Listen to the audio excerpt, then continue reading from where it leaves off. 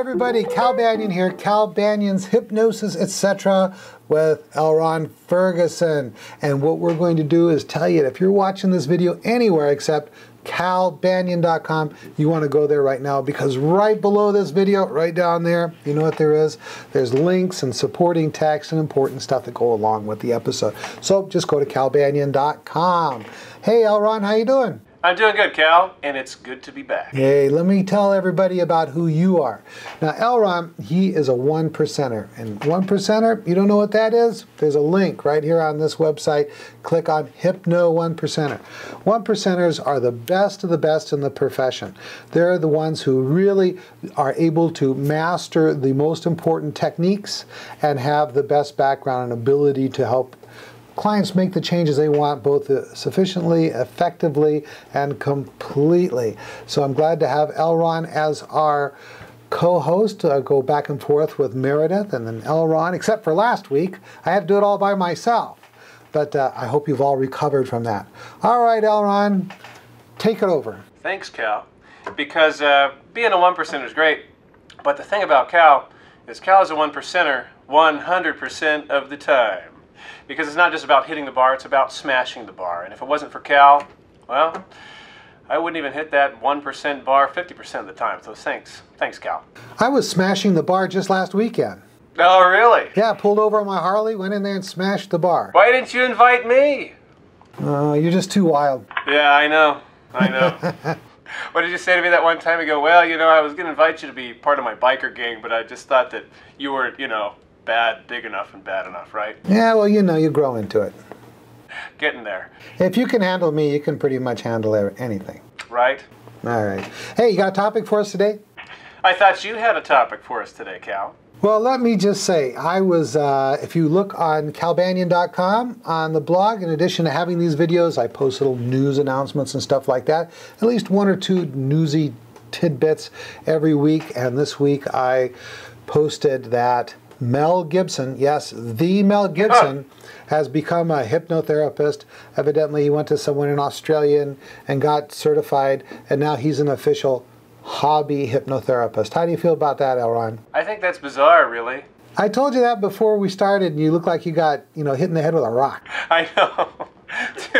I was like, what? Whoa, I don't understand. I said, you know, we should send him a little newsletter or something like that and be like, you know, Mel, if you really want to be a one percenter and learn some advanced techniques, why don't you come on down? I mean, what does he have, like a double identity now? He's Mel Gibson by day and by night. What was that big movie that kind of broke through with? There's a lot of movies he broke through. That early one where he's like a wild... Yeah, Mad Max. Mad Max. Mad Max. He's like, I am a he's like a hypnotherapist road warrior. That's right. He could be Mad Maxmatist. Hypnotist, any place, any time, saving the planet one mind at a time. From the bad guys. Right? It's got like a double identity. I mean, maybe I could do that too. You know, where I could be, hold on, I could be Elronn Ferguson, hypnotherapist. And then Lance Ferguson. I think you've got that pretty much nailed. Yeah. Hey, you know, this reminds me, a lot of times people will email me in questions, say, what do you think about hypnosis on TV? Or what do you think about hypnosis in the movies? Or what do you think, you know, all that kind of stuff. And I was just thinking, you know, maybe I should talk a little bit about that. And, you know, I forgot to set my timer. Did you set a timer? My biological time says it's been about 5 minutes. Okay, good. Yeah, right. Let's rock it. Okay, you're going to be my timer guy because it's disappeared from my desktop. I usually have a timer right here on my computer desktop. It's like right here. And I can't find it, so. Anyway, I don't want to go on. Oh, there it is. It was hiding. Okay, now I've got my timer going. And they say, what do you think about the hypnosis on TV? What do you think about hypnosis in the movies? What do you think of stage hypnosis? And, you know, most of the, I'd say 99 and 44, 100% of the stuff that they show on TV or in the movies is just strange. You know, they really don't use an induction of anything. They just, all of a sudden, you know, the person is having a past life regression or something like that. Now, you don't have to do a 15-minute induction, but the stuff they show on TV really misleads people and the experience, some of the misleading things. Elronn, you know, you watch TV, right? Sometimes. Sometimes. What kind of misleading stuff have you seen, either on TV or the movies, with regard to hypnosis? Oh God. Ugh. This gives me the shivers. Either the shivers out of many different emotions balled up in there. I mean, a few of them that stick out in my mind off the top of my head is that one movie, Office Space, where the hypnotist, he's hypnotizing him to, I don't know, not care about work or something like that, and then he dies in the middle of his hypnosis, so he's stuck in hypnosis after that. That's a real big misnomer I like to point and laugh at. Another one was, I think it was a movie with Kevin Spacey in it, where he was in the middle of a regression or something like that, and he was talking about his childhood and revivifying, and they had him under all these heart monitors. His heart started beating really fast, and they were asking him questions and digging deeper, and he was going, oh, I don't know, and his heart started beating faster and faster, like 120, 130, 140, and they're like, wait, we better stop asking questions right now. He might have a heart attack and die, you know. Nobody move, nobody talk. He's in hypnosis. And that would never happen now, would it, Cal? So now, how many people have you had actually die in hypnosis? Well, you know, I mean, I had one, I thought they died, but they came back to life after the session, so. How'd you bring them back to life? Yeah, 1, 2, 3, 4, 5. Oh, okay. Alive. I used my magical hypnotic powers. Oh, come on, Cal. I used the same powers of hypnosis that I did to even put them in hypnosis in the first place, which is another misconception that somehow, you know, oh, don't look into my eyes. I'm going to have this hypnotic power. I mean, I've met people out and they go, oh, I don't want to look into your eyes. I'm like, oh, come on. As if I have some kind of special power. Wouldn't that be nice, right? Well, you're kind of wound up today. Why is that? Maybe I actually got a good night's sleep last night. Oh, is that right? Yeah, or maybe, you know, I don't know. Life is good. What can I say? Why do you think I'm wound up today, Cal? I don't know. You're the stuff hypnotist. I'm thinking I'm not going to say on camera. Oh, okay, good. Some of the stuff that that I think really hurts the profession is when they imply that when someone's in hypnosis that they have automatic amnesia of the whole thing. A lot of people, different movies forever, it seems like. It's like they emerge them from hypnosis and then they go, when are you going to hypnotize me? You know, or something like that. They don't realize they were hypnotized. And although a lot of people don't realize they were hypnotized, they don't actually forget the whole thing, unless for some reason the hypnotist gives them a suggestion for amnesia, and then usually it's just some kind of partial amnesia, like for a number for testing or something like that. And have you ever had anyone come in, Elronn, with that kind of misunderstanding? Oh, absolutely. After the session they go, God, you know, I could hear you the whole time. I'm like, well, yeah, hypnosis isn't a coma. You know, you're still going to hear me the whole time. Or they come back for the second session. They go, yeah, I remembered the whole thing. Yeah, they'll immerse themselves and say, I'm not in hypnosis because I can still hear you. Yeah, right. Like, well, that's the point, right? You're going to hear me unless you're unconscious or dead. So, and another thing I really like to tell them is, hey, look, it's not how you feel while you're in the office. It's how you feel after you leave. That's what you're paying me for. I mean, come on. It's how you feel after you leave that's going to make the difference. You know, another one is the getting stuck in hypnosis. In some of the movies and TV programs out there, people will get stuck in hypnosis, and except for the two guys I have in the closet over there, that's never happened. No, it's never happened, because people, if they don't emerge, it's because they don't want to emerge.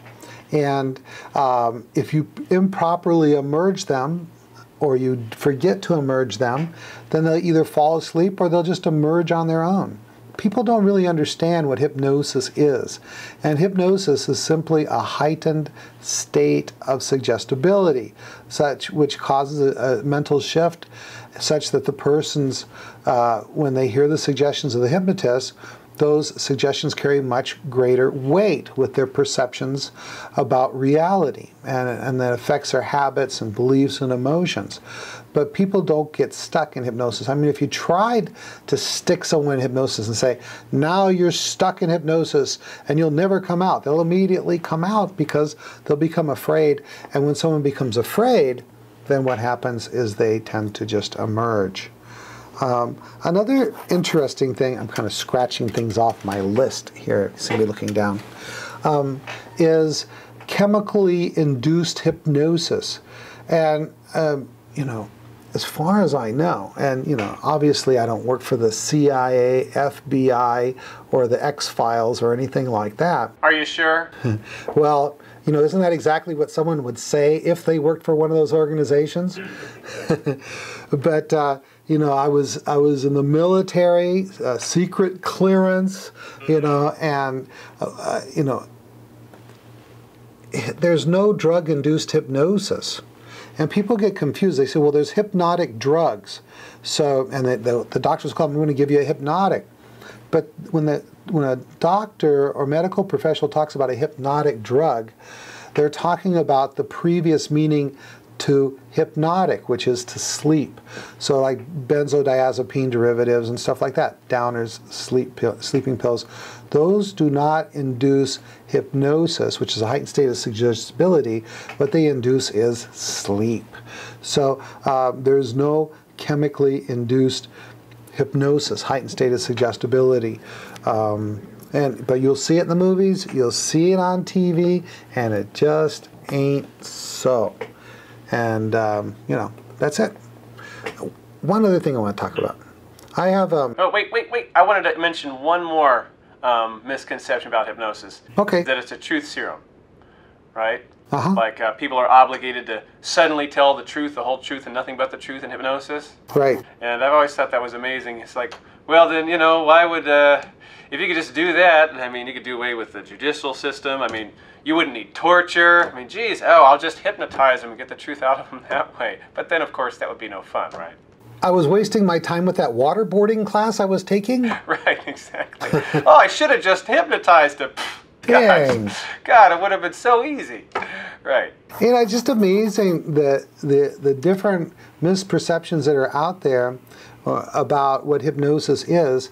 And just recently, I have on YouTube, you know, just do Cal Banyan on YouTube, and my videos will come up, and there's little 10-minute segments of these podcasts, but there's one one video I have on there which is just little outtakes from my hypnosis, instant and rapid inductions for the professional DVD set. I'll put a link down below, but both to the YouTube video and also to the DVD course.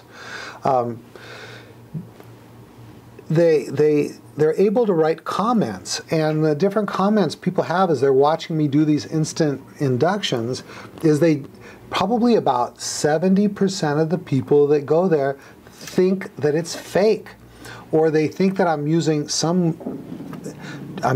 drugs, or that I'm using... One guy thought, yeah, what you're doing, Cal, is you're pinching a nerve, you know, and I'm thinking, yeah, I learned this one on my last trip to Vulcan, you know.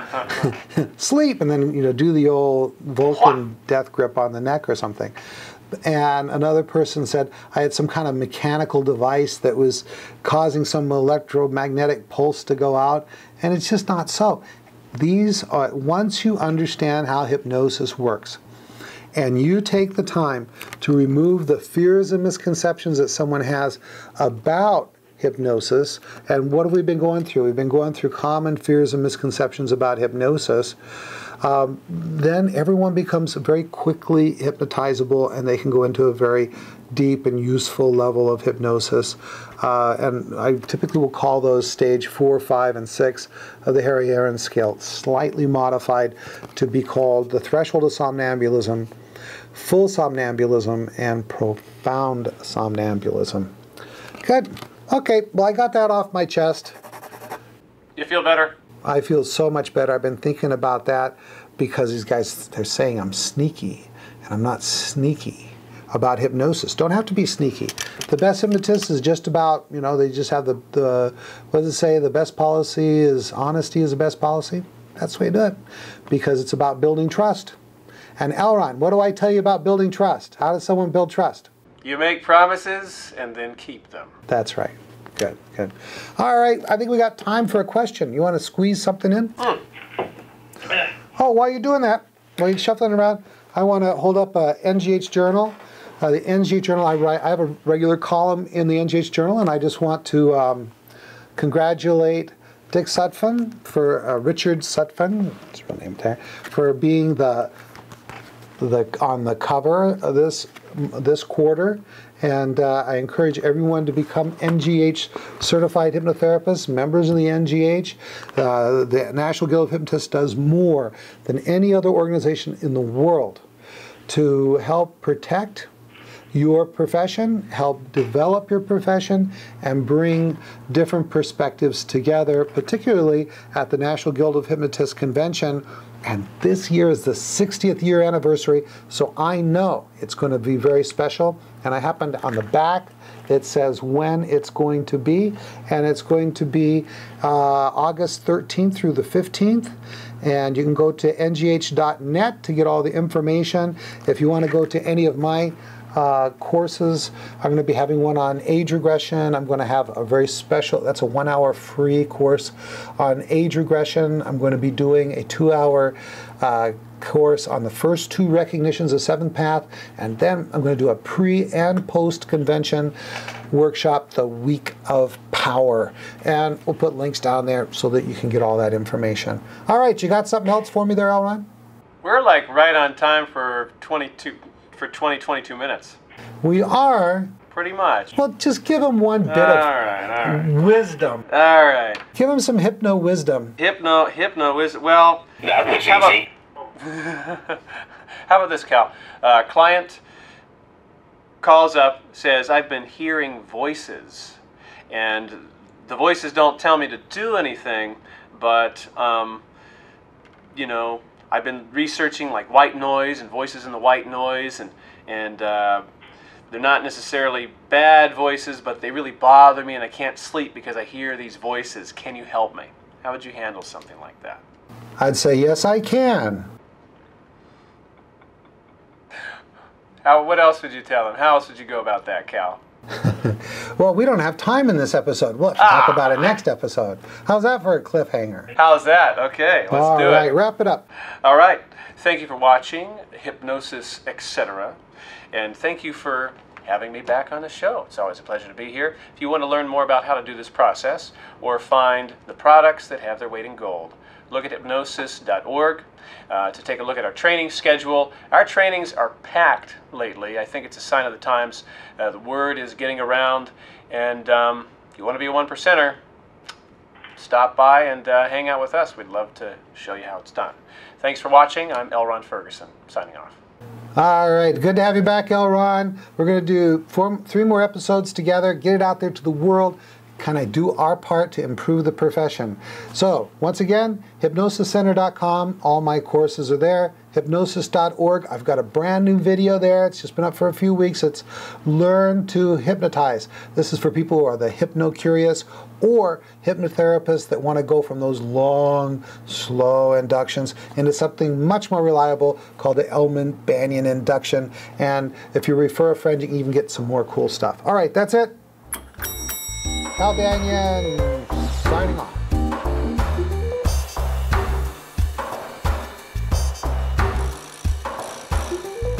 This recording is the property of Cal Banyan and Cal Banyan's Banyan Publishing Incorporated. All rights reserved for private use only. May not be duplicated without written permission.